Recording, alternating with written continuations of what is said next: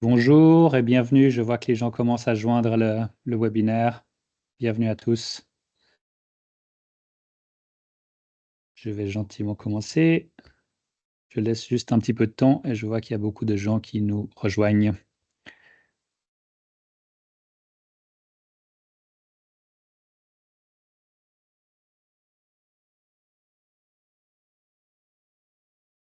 Là, bonjour à tous, bienvenue à ce webinaire.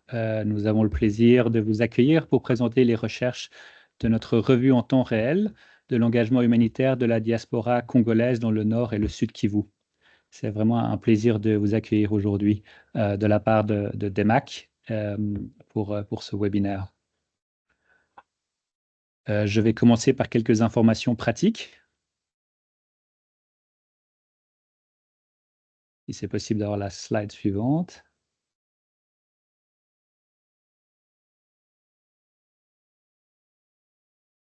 Alors, nous avons un webinaire d'une durée d'une heure en langue française. Vous êtes tous, pour tous les participants, vous êtes automatiquement en mode silencieux avec vidéo désactivée, mais vous pouvez participer via l'option de questions-réponses Q&A que vous avez dans le panel en haut.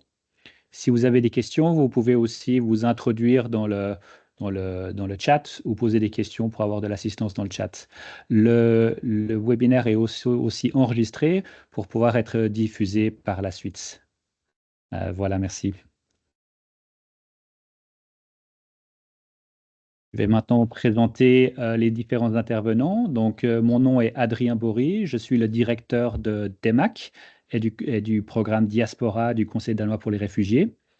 Nous aurons aussi aujourd'hui une intervention du directeur de mission du Conseil danois pour les réfugiés en République démocratique du Congo, Manuel Galea.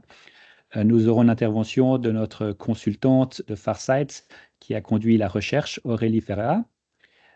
Enfin, nous aurons une intervention d'un membre de la diaspora congolaise, Alexis Bantou Kalimba, et d'un représentant d'une organisation locale, Josué Mouneke, qui partageront leur expérience de collaboration entre diaspora et acteurs locaux.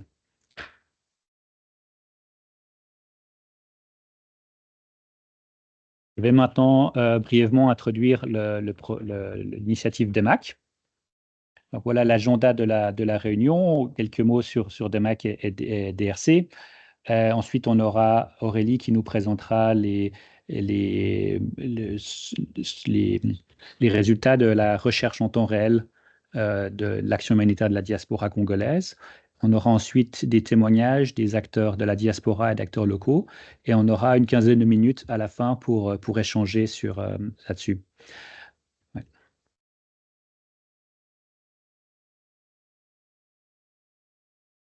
L'initiative DEMAC, qui signifie Diaspora Emergency Action and Coordination, donc en français Action et coordination d'urgence de la diaspora, a été établie en 2015. Donc on est très fiers cette année de fêter nos 10 ans et c'est la première fois qu'on fait une étude en français de la diaspora, d'une diaspora francophone.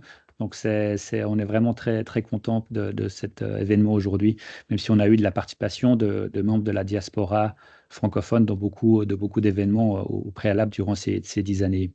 L'initiative DEMAC est une initiative du Conseil danois pour les réfugiés que beaucoup d'entre vous connaissent en RDC. Ce projet est rendu possible grâce au soutien du réseau H2H, humanitaire to humanitaire, dans le cadre d'une activation pour la RDC financée par le Franco-Commonwealth Development Office, FCDO. Voilà, DEMAC a pour objectif une mise en réseau d'organisation de la diaspora à travers 3 priorités.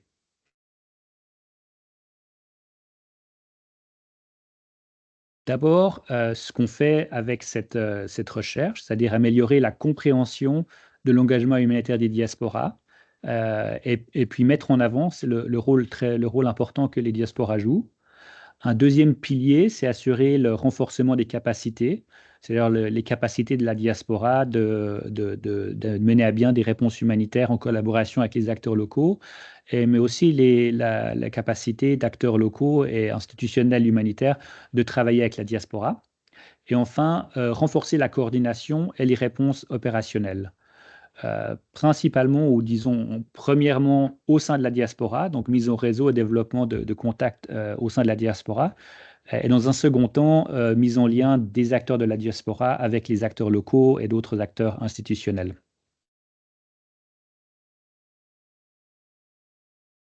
La vision de DEMAX, c'est que les organisations de la diaspora doivent être reconnues et soutenues dans le cadre d'un système unitaire inclusif, de manière à avoir une meilleure réponse humanitaire.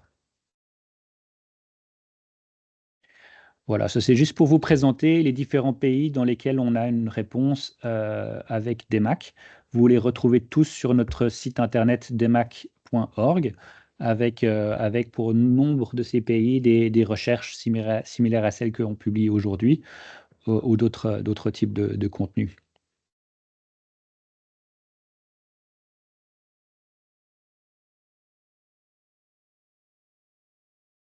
Voilà, maintenant je vais introduire le directeur du Conseil danois pour les réfugiés, Manuel. Manuel Galea qui, après une première vie professionnelle dans le secteur privé, a choisi de rejoindre le secteur humanitaire en 2015, où il a occupé différentes positions, au Tchad, en République centrafricaine, au Soudan, en RDC. Il a aussi été directeur de différentes ONG internationales depuis 2019 et depuis 2024, Manuel était le directeur de DRC en RDC basé à Goma, depuis 2024. Donc voilà, je vous passe la parole, Manuel, pour dire quelques mots sur le travail de DRC et comment les liens avec l'initiative DEMAC et les efforts de localisation.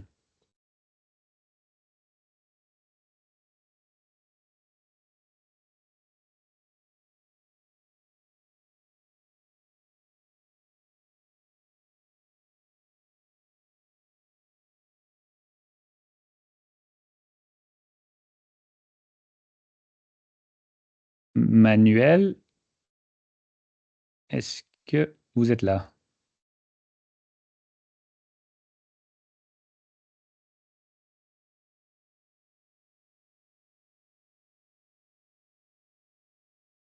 Ah, on a un petit souci technique pour ouvrir le micro de Manuel, juste un instant.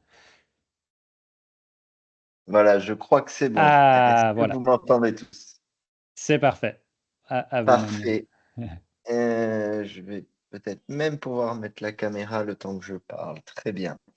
Ben déjà, je vous remercie toutes et tous pour votre présence et je remercie particulièrement Adrien et toute l'équipe d'EMAC pour ce webinaire qui est extrêmement important. Pour moi, je vais aller très vite, hein, mais je pense qu'on sait tous ici l'importance de la diaspora dans le monde en termes de soutien. C'est largement plus que ce que font les bailleurs institutionnels. C'est une solidarité sans laquelle la situation mondiale, qui est déjà très compliquée actuellement, serait encore pire. Donc, je tiens à souligner déjà initialement l'importance de l'apport, du support de la diaspora dans le contexte humanitaire et développement dans tous les pays dans lesquels nous œuvrons, et particulièrement ici en RDC. Vous savez qu'on est dans un contexte extrêmement complexe actuellement, qu'on subit une double crise, on va dire politique, sécuritaire, et une deuxième crise qui est une crise des financements après la décision de l'administration Trump de supprimer l'USAID, qui était le premier bailleur en valeur absolue au niveau mondial. Ça doit renforcer, ça doit nous inviter à renforcer encore nos liens. Même si on n'a pas le même maillot, on fait quelque part le même métier ensemble. Donc, je pense que c'est un contexte qui doit favoriser encore une fois ce rapprochement. Pour nous, ce qu'on appelle, alors quand je dis nous, c'est DRC Congo, ce qu'on appelle la localisation, c'est le sens de l'histoire, ce n'est pas un vain mot. De plus en plus, dans le contexte décrit, il est normal que les organisations nationales prennent de plus en plus en main les destinées de leur pays. Je crois que c'est, encore une fois, que c'est le sens de l'histoire. Les organisations internationales réfléchissent beaucoup à se transformer pour être des accompagnateurs et non plus forcément des implémenteurs. Ça, je pense que c'est vraiment très, très important. Ce n'est pas un vain mot pour nous en RDC, puisque nous sommes lancés dans une politique de transformation extrêmement profonde, fondamentale, qu'on a appelée approche symbiotique. Alors, qu'est-ce que c'est que ce gros mot? L'idée, c'est justement la symbiose qui est issue du vocabulaire de la biologie, consiste à garder un lien très très fort, biologique, avec les partenaires et ne pas être simplement dans une posture transactionnelle et dans un transfert de risque. Nous sommes, DRC, en train de revoir complètement nos façons de travailler, depuis la grille de nos postes jusqu'à nos façons d'implémenter sur le terrain, de telle sorte que 80% de nos activités puissent être implémentées par des partenaires nationaux à l'horizon de fin 2026. Encore une fois, c'est une transformation extrêmement profonde, donc ça va prendre un peu de temps. On va y aller par paliers, mais pour moi, il y a énormément de convergence entre l'initiative des MAC et ce sur quoi on essaye de travailler plus fondamentalement ici. Donc, c'est un plaisir de pouvoir assister à cette restitution, et je dirais même plus qu'un plaisir, ça va vraiment nourrir notre réflexion également, et on a déjà ces discussions avec l'équipe des MAC pour voir quelle suite on peut donner à cette collaboration. Voilà, je ne vais pas vous en dire plus. Je suis disponible si besoin est pour toute question, mais je te repasse la parole, Adrien, et je vous remercie encore à tous pour le travail qui a été effectué, et beaucoup de suspense pour moi pour ce qui va être décrit maintenant.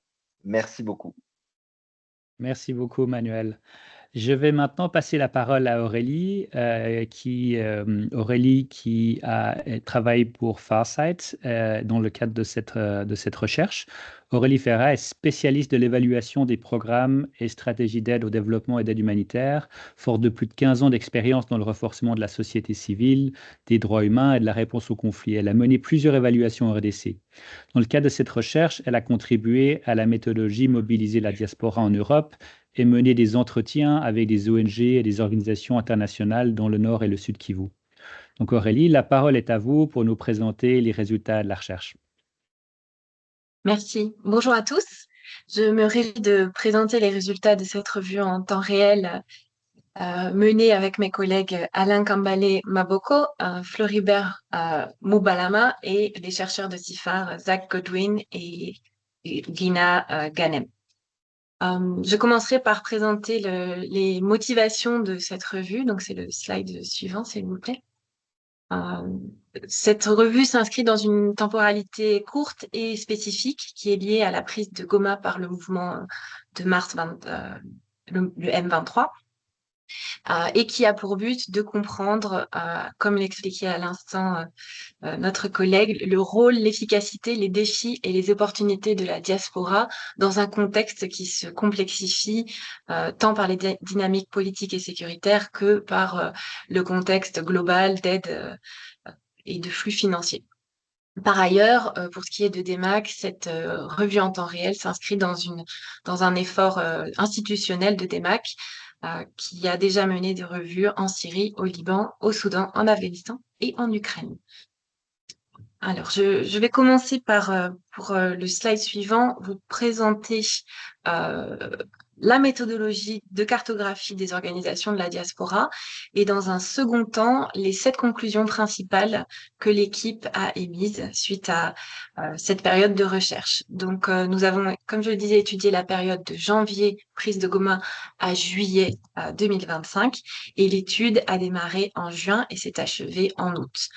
C'est important d'avoir ce calendrier en tête dans la mesure où, parallèlement à notre étude, s'est déroulé 2 choses, les pourparlers de paix organisés par les États-Unis et par le Qatar, mais aussi de manière un peu plus triviale, la période estivale qui n'a pas joué en notre faveur pour le taux de réponse. Donc, pour ce qui est de la méthodologie, nous avons donc effectué une cartographie en ligne des recherches open source, un passage en revue des réseaux sociaux les plus usités par la diaspora et par la population congolaise, à savoir Facebook et Instagram. Donc, sur cette base, nous avons pu identifier 53 organisations de la diaspora. Vous voyez sur le slide leur distribution géographique. Elles sont majoritairement basées en Europe, et pour des raisons historiques en France et en Belgique, mais aussi aux États-Unis avec donc 29 organisations européennes et 16 organisations basées aux États-Unis. D'autres pays ont pu être représentés pour la diaspora, notamment le Canada, l'Australie et l'Ouganda. Sur l'ensemble de ces organisations, le profil a été assez varié dans le sens où, par exemple, sur l'ancienneté, on a des organisations la plus ancienne a été enregistrée en 1990 et la plus récente en 2025, avec des temps forts d'enregistrement entre 2004 et 2012, et puis une résurgence en 2016. Donc, vraiment des profils très différents, des champs d'expertise qui sont axés principalement avec des grands axes autour de la santé, de l'éducation, du droit des enfants et du droit de l'égalité des sexes. Les zones géographiques couvertes sont assez variées, mais concentrées sur Goma et Bukavu, avec quand même des zones rurales représentées, et notamment Uvira, Walungu, l'île de Ijiwi et les camps de déplacés de Mugunga. Voilà, donc le premier axe de la méthodologie, c'était donc cette cartographie en ligne. Et par après, nous avons réalisé des enquêtes en ligne et des entretiens. Au total, c'est 29 entités qui ont pu participer et 47 personnes qui nous ont aussi permis d'inclure des organisations internationales comme les organisations des Nations Unies ou des ONG internationales. Voilà, donc suite à ce travail de cartographie, nous avons émis 7 conclusions. Je vais demander de passer au slide suivant. La première conclusion est liée à la nature la praticité d'être enregistré localement. Les organisations ont besoin d'être inscrites localement pour faciliter les opérations, pour être au plus près des besoins des populations locales, de réagir en temps réel. Donc 12 organisations interviewées sont officiellement enregistrées. Donc ça, c'est la première chose. Il y a un besoin pratique d'être enregistré malgré le travail depuis l'étranger. Et la seconde chose très importante, c'est un besoin de discrétion élevé sur ces liens locaux, principalement pour des raisons de sécurité pour le staff qui va être basé localement, pour des affiliations qui seraient perçues soit avec les groupes armés, soit avec les autorités locales. Donc, on a par exemple recensé 4 organisations qui sont enregistrées sous des noms différents localement qu'à l'étranger, pour que le lien ne soit pas visible avec l'organisation de la diaspora. À ce titre, sur le slide, vous pouvez lire une citation d'une des personnes interviewées qui manifestait son intérêt à en apprendre davantage sur la diaspora, alors qu'il a été révélé par la suite que cette personne était en effet en collaboration avec une organisation, en coopération avec une organisation de la diaspora. Donc c'est la première conclusion sur l'enregistrement. La seconde porte sur la nature des collaborations. Donc les groupes de la diaspora collaborent principalement de manière informelle avec les OSC, très rarement avec les gouvernements, soit les gouvernements des pays accueillant la diaspora, soit le gouvernement congolais. Donc, dans le cadre de cette recherche, nous avons pu trouver 12 organisations de la diaspora qui coopéraient avec des organisations locales, mais de manière informelle. Dans seulement 2 cas, nous avons eu connaissance de cadres d'accords, des MOU, dans le secteur de la santé et localement. D'ailleurs, on en parlera dans un instant, il me semble. Et ensuite, un cas unique de collaboration avec le gouvernement belge et une organisation de la diaspora pour l'acheminement de tonnes de médicaments vers les Kivu. La conclusion suivante porte sur la nature des financements. Donc, comme mentionné précédemment, la diaspora représente un flux financier majeur.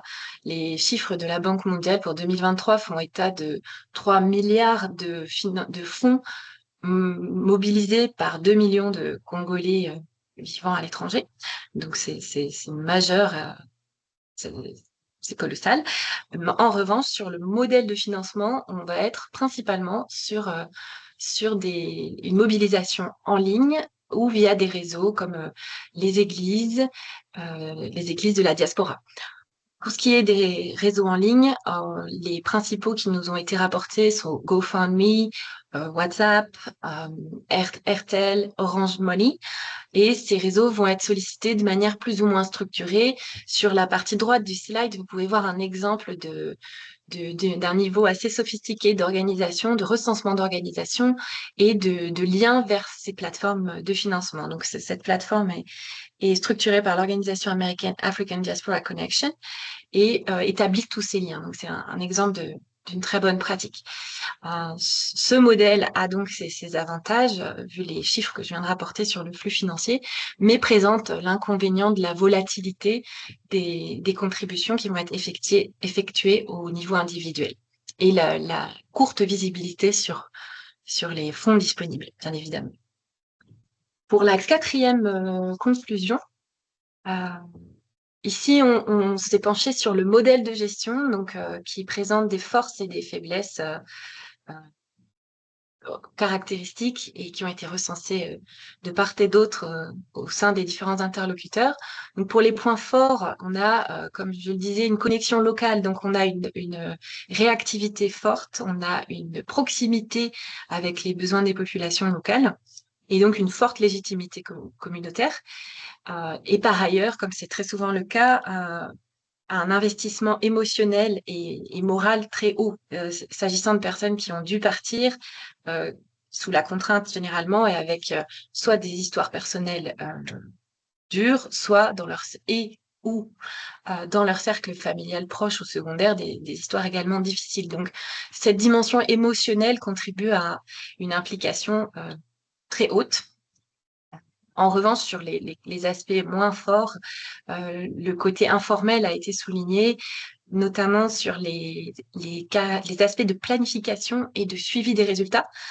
S'agissant d'une force principalement bénévole, il n'y a pas encore de manière non uniforme de pratiques professionnelles institutionnalisées qui vont être, comme je le disais à l'instant, des capacités de suivi des résultats, de monitoring régulier. Donc, on a évidemment eu des exemples de bonnes pratiques de résultats d'action avec des photos à l'appui, etc.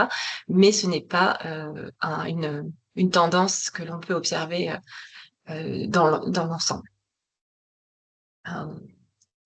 Pour la conclusion numéro 5, ici on passe, c'est un peu en lien avec ce caractère informel, on passe sur l'intégration de la diaspora dans les systèmes officiels de l'aide humanitaire et plus particulièrement dans la visibilité qu'ont les organisations internationales, que ce soit les ONG internationales ou les organisations comme les Nations Unies. Donc, à l'heure actuelle, il y a une invisibilité de la diaspora dans ces cercles, malgré un haut niveau d'intérêt des organisations qui ont pu être consultées, pour les raisons évoquées à l'instant, qui sont donc la proximité avec les besoins des populations, et en ces temps de crise financière importants, évidemment, pour mutualiser les efforts et les ressources.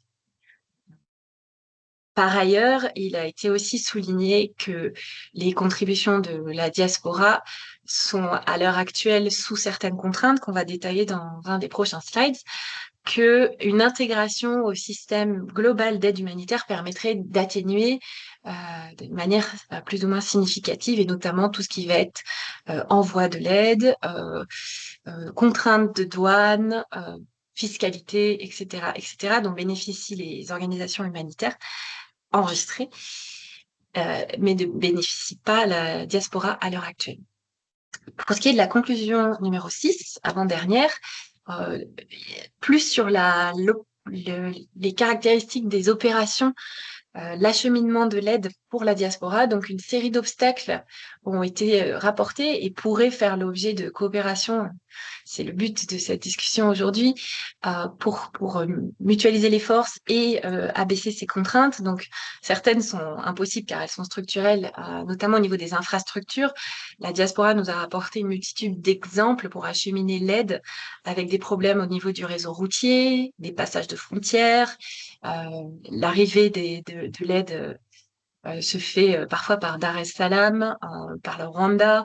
Donc vraiment un besoin de créativité et d'arrangements multiples qui est expérimenté par la diaspora quand elle achemine de l'aide, avec des coûts élevés, des douanes et également des taxes informelles du fait des défis réglementaires. Comment garder une réglementation en ordre dans des zones contrôlées par des groupes armés, ce qui présente évidemment de nouvelles contraintes pour la mise en œuvre de l'aide. Enfin, la dernière conclusion porte sur un aspect plus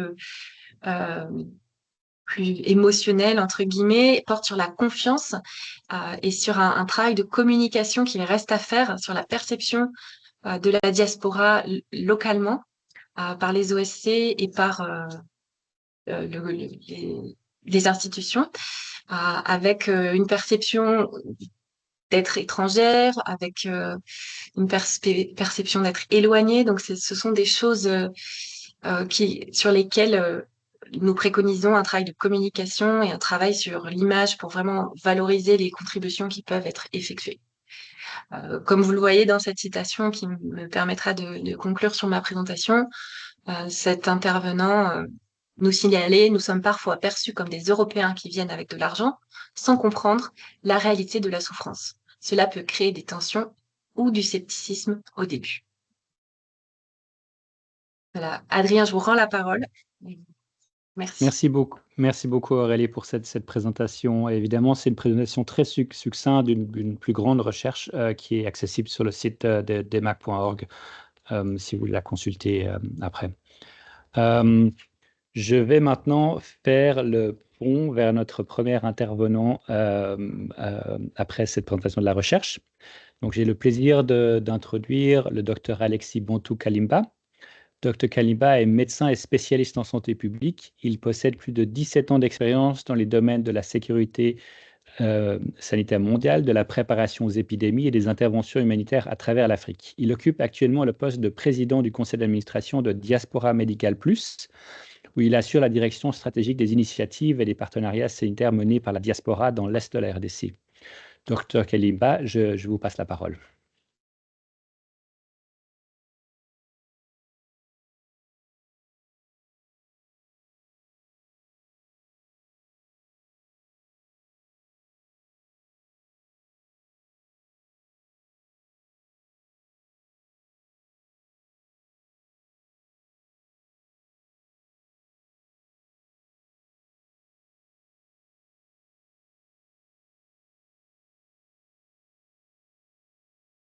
Je crois que votre micro est encore coupé.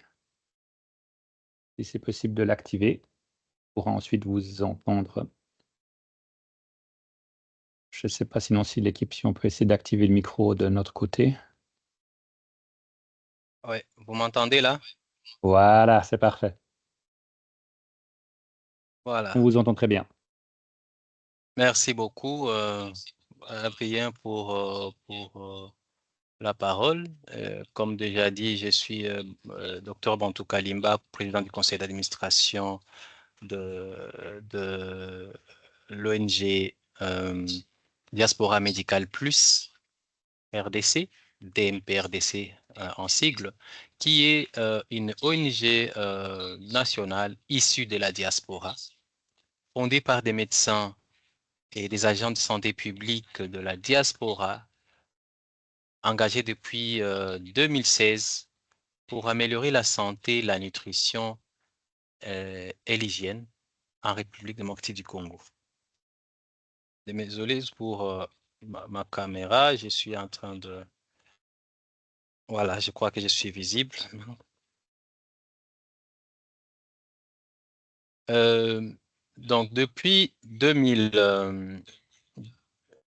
janvier 2025, DMP et avec, grâce au fonds humanitaire,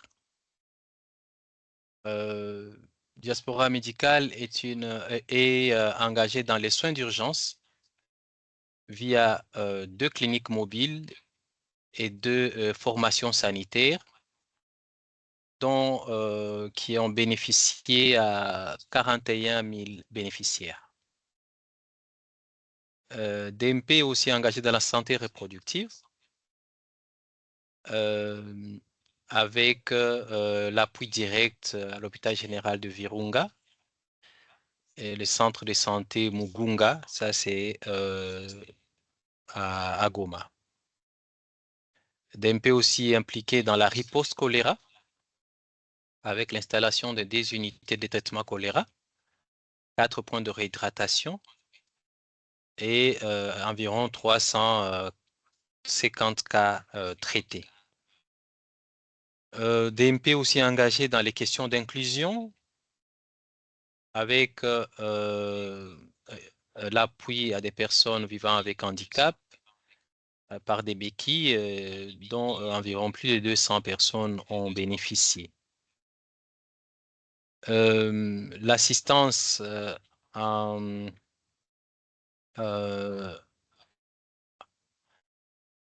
articles ménagers essentiels. Nous avons pu faire bénéficier environ 200 ménages de vulnérables aussi dans la zone de santé de Nyiragongo avec l'appui de Umoja Irlande, qui est une organisation de la diaspora congolaise vivant en Irlande. Dia, s'il vous plaît.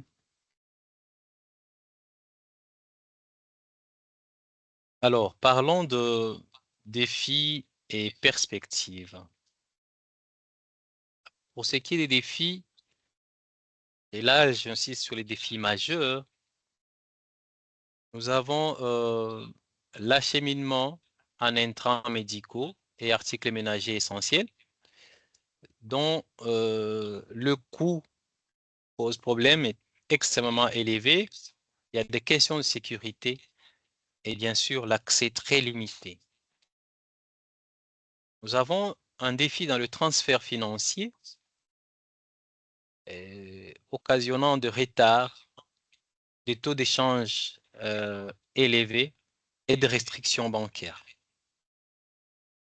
Nous avons une forte demande communautaire par rapport aux ressources disponibles et encore particulièrement ces derniers temps depuis les événements récentes de guerre et de M23 au Nord Kivu. Nous avons des défis dans la collaboration avec la diaspora. Pas des défis, mais plutôt une collaboration avec la diaspora, comme je l'ai dit, avec Umoja Irlande, qui nous a déjà appuyé à plus de 2 reprises. Là, je veux dire, en plus de ce qui est présenté ici, parce que c'est lié à l'année en cours. Mais nous avons aussi des crises, notamment des inondations dans le Calais et tout ça, avec Umoja Irlande et l'appui d'Umoja Irlande, qui nous a vraiment beaucoup appuyé, avec l'avantage d'être d'un appui rapide et flexible. Nous avons aussi dans la collaboration, comme limite, c'est que la collaboration est fragmentée avec les autres partenaires de la diaspora. Et heureusement que je vois que la recherche qui a été faite a bien mis cela en exergue, parlant de questions de discrétion, j'ai pu entendre comme ça. Mais il y a aussi des problèmes de confiance. Je pense que l'étude a vraiment mis en exergue la question de manière très explicite. Alors, comme recommandation, d'abord, c'est la mutualisation des ressources que nous recommandons et très particulièrement ce que nous pouvons appeler un fonds commun de la diaspora qui peut permettre une sorte de mutualisation, de coordination avec tous les membres de la diaspora. Nous recommandons un cadre de coordination, déjà dit, avec les ONG locales aussi. Et nous recommandons de capitaliser et diffuser les bonnes pratiques des uns et des autres. Et nous, comme DMP, nous sommes vraiment disposés à partager cela avec tous les autres membres. J'ai dit et je vous remercie.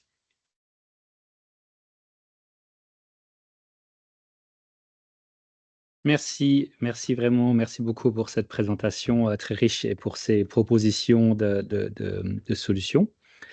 Après l'exemple d'une organisation de la diaspora autour d'une organisation locale avec Josué Mouneke Mveni Amali. Josué est un activiste des droits humains et coordinateur national de l'ONG Tous vers un Congo nouveau, TCN, qui a été créé en 2017. Il coordonne des actions humanitaires pour les familles touchées par les conflits armés et les crises dans l'est de la RDC, donc à la fois au nord et au sud Kivu. Et depuis 2020, il dirige également la Synergie Sauve des Vies, un réseau de 23 organisations humanitaires de jeunes. À l'international, il collabore avec des diasporas congolaises en Nouvelle-Zélande, au Canada, en Europe et au Cameroun. Et il a mené en 2024 une campagne majeure en Belgique, ayant collecté 40 tonnes de dons pour les déplacés de guerre. Donc Josué, nous nous réjouissons de vous écouter. Je profite aussi de remercier tous les participants qui nous ont rejoints en cours de route. Mon nom est Adrien Bory, je suis le directeur de l'initiative DEMAC et on vous souhaite la bienvenue. Voilà Josué, nous vous écoutons.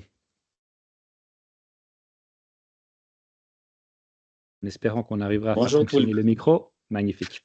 Bonjour tout le monde. Là, je pense que mon micro est intact. C'est parfait. Vous m'entendez bien? Merci. Alors, comme Adrien m'a présenté, je ne vais plus revenir sur moi. Je vais directement parler de TCN d'abord, comme il s'agit du partage de notre expérience en tant qu'organisation locale de la société civile sur notre collaboration avec différentes organisations de la diaspora. Alors, TCN, c'est une organisation, nous sommes créés en 2017, depuis le 7 juillet. Aujourd'hui, nous avons 8 ans d'existence et d'exercice dans les Nord et Sud Kivu.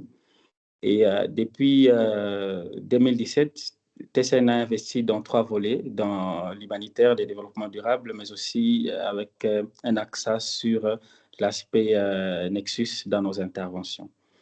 Alors, au cours des différentes années, depuis 2021, nous travaillons avec les organisations de la diaspora, des différentes diasporas.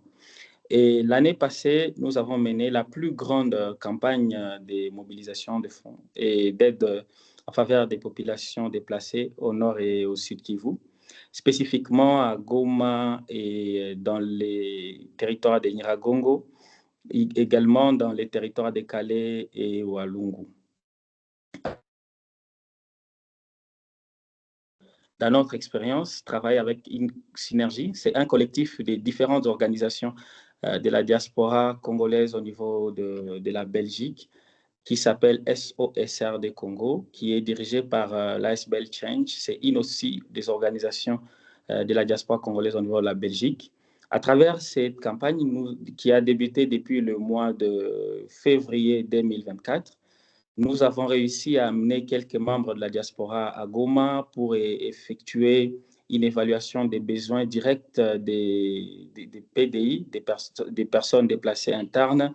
Et c'est grâce à cet exercice d'évaluation des besoins que nous avons lancé ensemble une campagne de collecte de fonds, des dons, au niveau international qu'au niveau national, qui a réussi à collecter 40 tonnes des différents dons, dont les paquets étaient composés des kits médicaux, des accessoires ménagers essentiels, des kits alimentaires.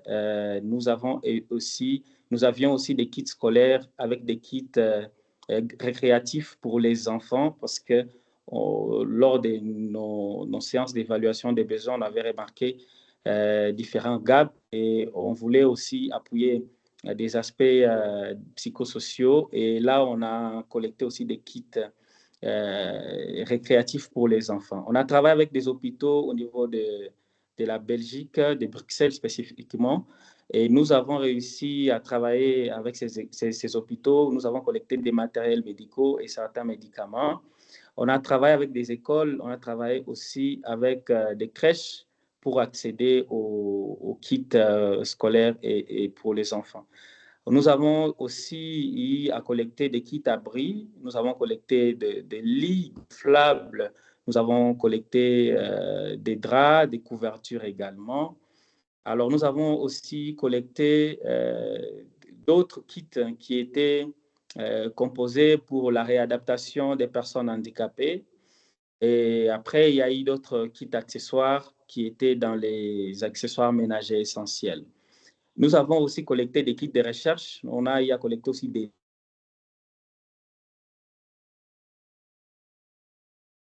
à certaines écoles et à certains bureaux des organisations qui ont des espaces de recherche à Goma. Alors, les résultats de cette grande campagne a été la distribution des dons, des différents dons qui ont cité à 3500 ménages. Et nous avons également 5 centres de santé qui ont été appuyés en kits médicaux, 3 écoles qui ont été appuyées avec des livres et des kits récréatifs. Et ces distributions ont eu lieu à Goma, dans le Mugunga, dans les quartiers Mugunga, à Nyiragongo, en Zulu, dans les Kiroche, c'est en territoire de Masisi, à Chacha, à Walungu, Calais et Minova.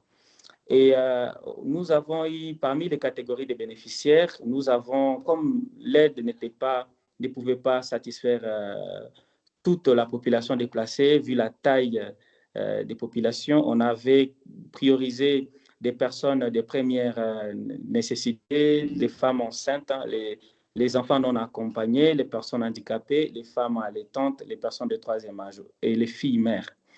Nous avons essayé à travers cette campagne travailler avec des organisations locales. On a mis dans les approches, dans les mécanismes d'intervention qui nous a permis à réussir cette grande campagne. On a mis en place une coordination des autres organisations locales au nombre de 18. Et ces organisations nous ont aidés à mobiliser 150 bénévoles. Donc, jusqu'à aujourd'hui, nous avons une très grande équipe de bénévoles qui nous a servi de main-d'œuvre essentielle pour les distributions, la manutention, l'éco-usage des différentes donations qu'on a y amenées à Goma. Alors, parmi les défis, ce qu'il faut retenir, c'est que ça n'a pas été facile, la réussite de cette campagne. Jusque-là, il y a encore beaucoup de défis. Nous avons été confrontés à une lenteur du gouvernement congolais dans la facilitation des levées d'urgence des camions, des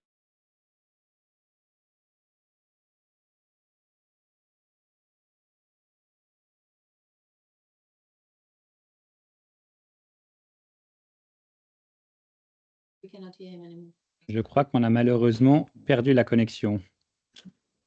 Ah, Je suis là, Adrien. ah, parfait. Voyez, J'ai eu peur qu'on les ait perdus. OK. Parfait. Alors, parmi les approches qui nous ont aidés à réussir, c'est que nous avons eu à effectuer un partenariat avec la ville de Bruxelles qui nous a aidés à effectuer un plaidoyer au niveau de l'armée belge avec l'ASBEL Change où on a pu trouver un compromis. L'armée belge nous a aidés à déployer 16 tonnes par avion. Et ces 16 tonnes qui étaient déployées en premier lieu, c'était des médicaments pour éviter à ce qu'ils prennent suffisamment de temps d'acheminement vers Goma. Et lors de ces déploiements, c'était déjà 2 avions. Et dans les 2 avions, on a réussi à déployer 16 tonnes. Malheureusement, qui a été bloqué au niveau de Kinshasa et le gouvernement n'a pas été flexible dans la levée d'urgence de ces dons, même si nous avions déjà certains partenaires qui pouvaient nous aider à amener les dons jusqu'à Goma. Et il y a eu aussi des montants colossaux de déclarations au niveau de la DGDA Kinshasa qui a fait à ce que ces dons soient bloqués. Jusqu'à aujourd'hui, parmi les 40 tonnes, il y a 16 tonnes qui ont été bloquées au niveau de Kinshasa. On en a distribué que 24 tonnes sur 40. Et au niveau de Goma, parce qu'il y a d'autres dons sont venus par la voie maritime, Nous avions aussi été confrontés par le même cas, des montants colossaux des déclarations et la lenteur du gouvernement provincial, même si on s'était rapproché avec les autorités provinciales. Et nous avions eu aussi des insuffisances de dons, des fonds pour déplacer les dons vers les autres territoires parce que les demandes étaient énormes et il n'y avait pas que des déplacés dans ces zones où nous avons opéré. Il y a eu également des déplacés dans les territoires de Beni et Lubero. Donc, on a eu du mal à amener les dons dans ces zones-là, vu les coûts des transports qui étaient très, très élevés. On n'avait pas des lignes flexibles, des fonds flexibles pour supporter ces coûts. On a eu aussi des insuffisances des fonds pour payer, pour encourager les bénévoles, comme je l'ai dit tantôt. Mais les bénévoles on n'avait pas de fonds pour les appuyer. Mais quand même, ils ont réussi à se sacrifier et accompagner la réussite de cette activité jusqu'à la fin. On a eu aussi l'insuffisance des fonds pour aider un grand nombre de déplacés. Il y a eu aussi comme défi l'absence des fonds flexibles pour un appui institutionnel des organisations de la coordination. Comme je l'ai dit, on s'était réunis en coordination des 18 organisations, mais il n'y avait pas de fonds pour un appui institutionnel pour appuyer la coordination de ces activités. Et d'où on a réussi à mobiliser chaque organisation de faire un apport local, donc mettre en place un moyen pour nous permettre de bien mener la coordination des activités. Alors, parmi les points forts et les mesures de succès ayant permis la réussite de cette campagne, c'était notre grande capacité de mobilisation des ressources localement, ayant couvert les besoins d'urgence comme les besoins d'entreposage d'une part. Il y a eu des besoins qui ont été partagés avec l'ASBEL SOSRD Congo et les bénévoles localement et les organisations de la coordination. Il y a eu aussi les transports qui a permis l'acheminement de 16 tonnes vers le site Kivu et qui a été mobilisé localement par notre coordination. Nous avons également parmi des points forts la grande capacité de mobilisation des fonds qui a permis à supporter les frais de déclaration de douane au niveau de Goma. Nous avons aussi la grande capacité de mobilisation de nos bénévoles, donc arriver à mobiliser 150 jeunes pour exécuter ces activités. Parmi aussi des points forts, c'était la bonne ancrage local. Donc, nous avons à travers ces projets, à user de notre expertise locale. Nos activités n'ont pas eu de résistance, ni n'ont pas été nuisibles aux communautés, aux bénéficiaires, ni aux bénévoles pendant nos séances de distribution, voire jusqu'aux récentes distributions qui datent d'ici le mois de juillet passé. Alors, notre plus grande mesure aussi de succès, c'est la satisfaction d'avoir aidé 3500 ménages tout au long de cette campagne et un clé d'œil pour le donateur clé qui nous ont permis acheminer les dons, à payer le transport des dons de la Belgique jusqu'au niveau de Goma, Tchédjasbel et Solidarité. Oui. Alors, je vais juste vous demander de clôturer parce on voulait garder un peu de temps pour les questions aussi. Merci beaucoup. Pour clôturer, il y a quelques perspectives que je voulais partager ici. Le dernier slide, c'est nous voulons étendre les collaborations avec différentes organisations de diaspora, les ONG internationales et d'autres agences pour nous permettre à apporter de l'aide suffisante aux populations dans les provinces du Nord Kivu et Sud Kivu.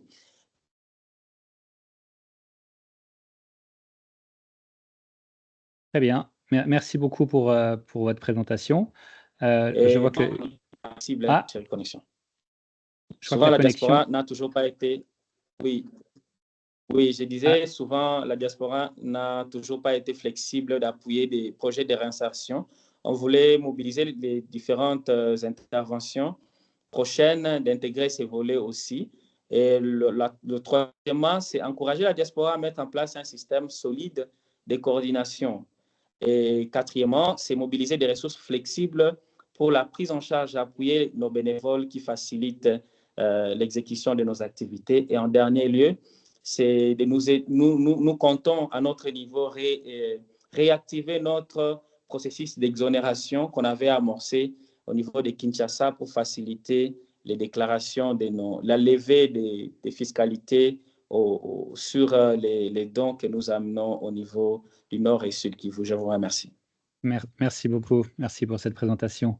J'en viens, on a quelques questions qui ont été posées. Un point qui revient plusieurs fois, c'est comment est-ce qu'on peut être mis en contact. L'idée même de la recherche et de la cartographie des acteurs de la diaspora, c'est de créer une mise en réseau de tous ces acteurs dans la diaspora, puis avec les acteurs locaux. Donc, c'est quelque chose que nous allons aussi soutenir. J'ai mis dans le chat, j'ai mis le contact de notre coordinateur de liaison, Joseph, que vous pouvez sans autre lui écrire ou le contacter aussi sur WhatsApp. Il y a son numéro WhatsApp. Donc, ça sera le point de contact pour tous les acteurs, que ce soit locaux ou diaspora. Et Joseph a aussi commencé à mettre en place des groupes WhatsApp pour soutenir la coordination. J'en viens à une question peut-être plus technique sur la recherche elle-même. Donc, pour Aurélie. Il y a une question sur l'échantillonnage et le nombre d'entretiens qui ont été faits avec des acteurs de la diaspora. Est-ce que c'est représentatif? Est-ce que ça permet d'en tirer des conclusions ou est-ce qu'il faudrait en avoir fait plus? Voilà une question un petit peu technique là-dessus. Ouais, on peut peut-être commencer là-dessus, Aurélie. Oui, merci.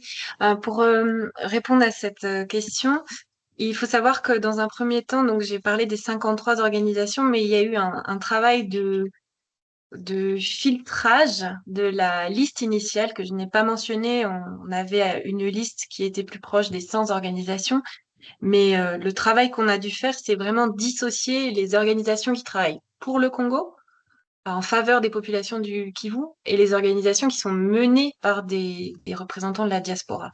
Donc il y avait vraiment un travail de peaufinement important à faire à ce stade. Et enfin, comme je l'ai mentionné, il y a quand même les deux facteurs de timing importants qui étaient les pourparlers de paix, donc avec des personnes qui étaient plutôt en discrétion et en profil bas pendant cette période, ne sachant pas ce qui allait en découler. Et enfin, la période estivale qui fait que, comme je le disais, on a eu à peu près entre 5 et 7 retours par après, lorsque l'étude était clôturée. Mais de manière générale, c'est un échantillon, vu ces conditions, que l'on considérera de manière technique comme raisonnable. Très bien, merci pour cette précision.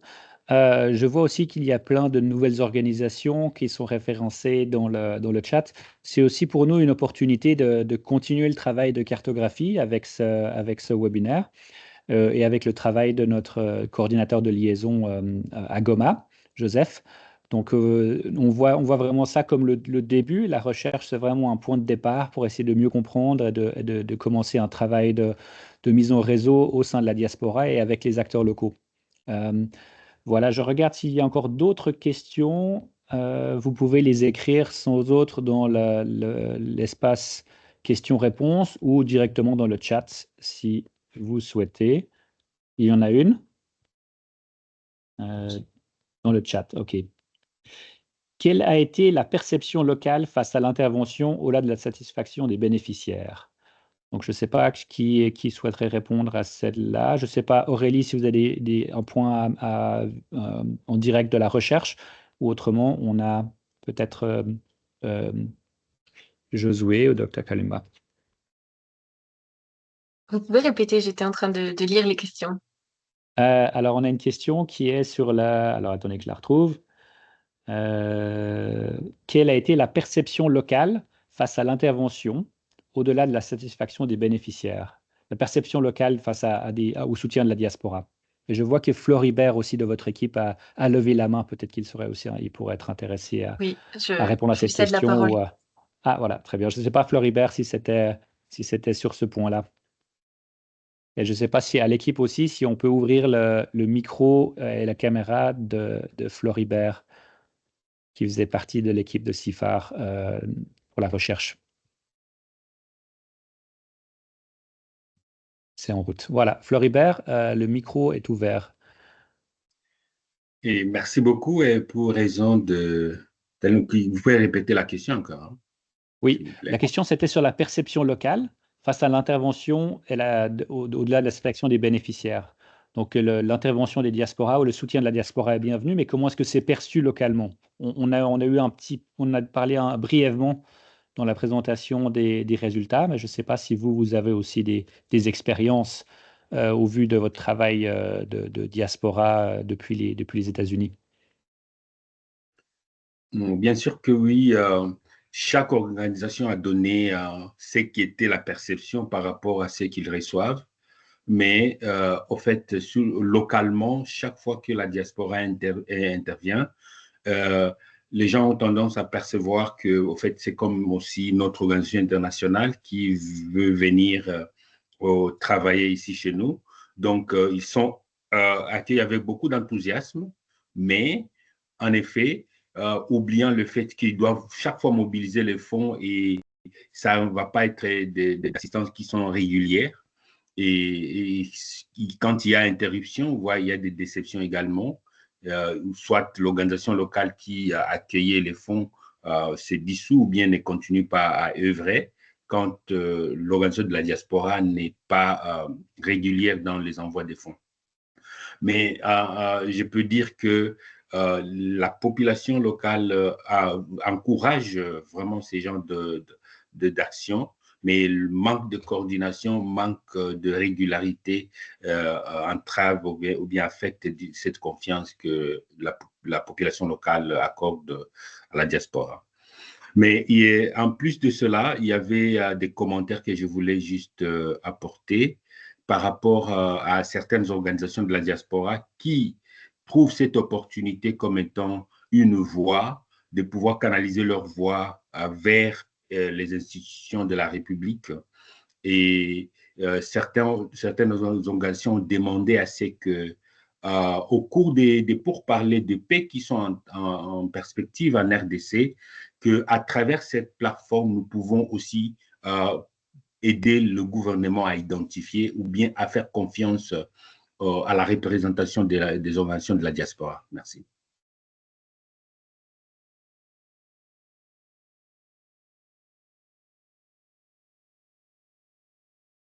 Merci beaucoup. On avait encore, j'ai vu qu'il y a une question d'Emmanuel qu'on pourra prendre peut-être pour faire la transition sur la fin. Je voulais juste encore voir s'il y avait d'autres questions. Voilà, c'est une question qui revient aussi. Quelle est la suite? Donc, c'est une parfaite transition sur la clôture du webinaire. L'étape suivante pour nous, après cette étude, qui permet vraiment de mieux saisir, de se faire une meilleure idée de l'organisation de la diaspora, de ses modes d'intervention. L'étape d'après pour nous, c'est avec avec Joseph comme coordinateur de liaison, c'est de pouvoir aider à mettre en réseau les acteurs de la diaspora. Je sais que Joseph a commencé à faire des groupes WhatsApp et je vois que beaucoup d'entre vous aussi ont ajouté des commentaires dans le chat. Donc, on pourra pour ceux où c'est intéressant, vous inclure aussi ou rentrer en contact avec vous. Donc, c'est mettre en contact et faciliter des discussions au sein de la diaspora et puis ensuite entre les acteurs de la diaspora et les acteurs de la société civile en RDC. Donc ça, c'est les prochaines étapes.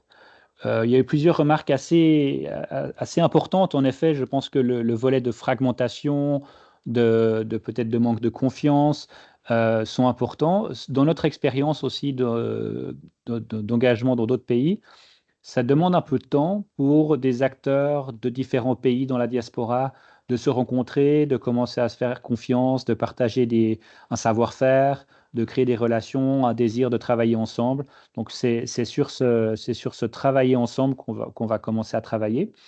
Et puis aussi sur la mise en réseau entre acteurs de la diaspora et des acteurs locaux. Donc voilà pour répondre à cette question. On aura aussi un volet un volet de formation qui sera basé sur les priorités de la diaspora en termes de soutien pour une meilleure réponse humanitaire. Donc voilà. On arrive à la fin de ce webinaire. Je tiens à remercier tous les intervenants d'aujourd'hui, aussi mes collègues de l'équipe d'EMAC qu'on voit travailler dans l'ombre. Donc en premier lieu, Joseph, qui est vraiment le point de contact pour pour la coordination de DEMAC avec la diaspora congolaise, mais aussi Monica, Martina Luana, Colbin, toute l'équipe ici. Le soutien aussi de H2H, le humanitaire, le réseau d'acteurs qui travaillent à des solutions humanitaires, et le FCDO qui finance aussi ce projet. Et j'espère que vous lirez la recherche. Et enfin, un petit mot aussi d'encouragement pour une enquête de suivi de webinaire. Si vous utilisez votre téléphone pour faire la petite évaluation, ça sera aussi très utile pour nous. Donc voilà, on se réjouit de continuer ce travail avec vous, de continuer cette mise en réseau. Et on va poster aussi cette vidéo sur notre site internet pour ceux qui l'ont rejoint en cours de route, qui voudraient regarder le départ ou qui voudraient la recommander à quelqu'un d'autre. Sachez qu'elle sera disponible aussi par la suite sur le site de DEMAC. Merci beaucoup à tous pour votre participation et bonne fin de journée. Au revoir. Au revoir. Merci à tous, au revoir. Merci. Merci. Au revoir.